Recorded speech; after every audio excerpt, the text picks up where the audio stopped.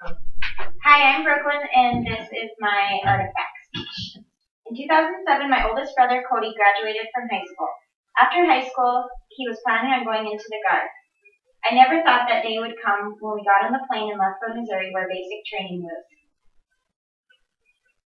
That time came soon enough. In 2009, we loaded him up on the plane, and he left. He left to go and learn what his duties would be as a soldier and what he had to do for his country.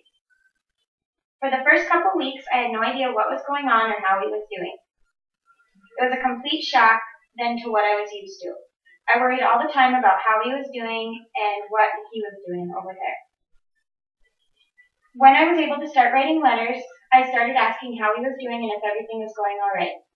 He never really answered in very much detail, but it was good just to get to hear from him. I will never forget that first letter I received. It wasn't very long, but it meant more than he will ever know. It meant that he was doing okay, and it felt like he wasn't as far away as he really was. Letters kept coming, and every time I received a letter, I felt that same joy.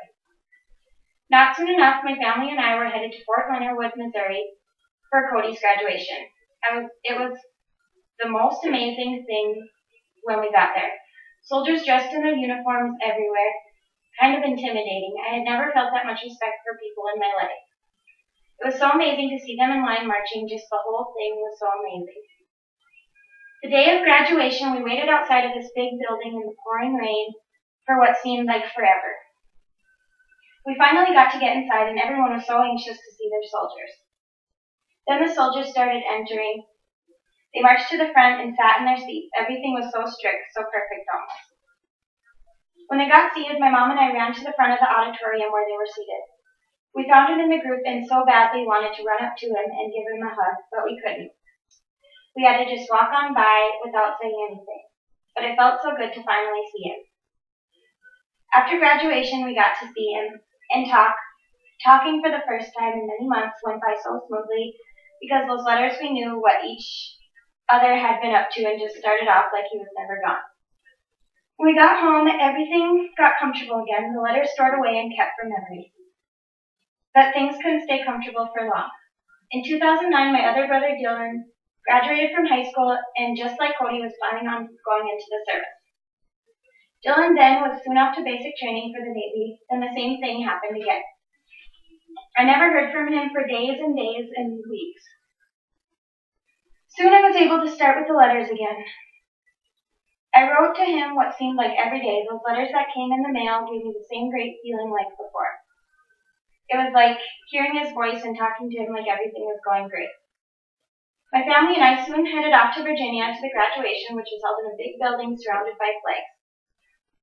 They then marched in and stood the entire graduation.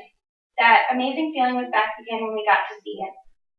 Those letters kept us binded together the whole time he was gone, so it was back to normal when I saw him.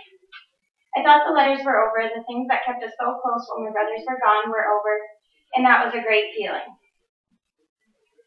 Dylan soon left to live in Virginia, where he was stationed, but this was much easier because he could call, and we could call him whenever we felt the need to.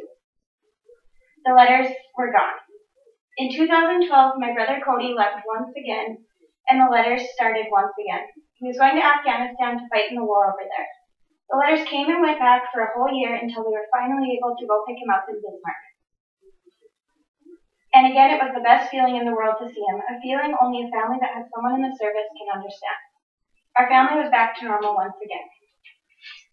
Without those letters, I would have never been able to stay connected. I would have never been able to talk to them unless they were able to call. Those letters saved my emotions and theirs by keeping us close. The letters are done for good now, and it is amazing.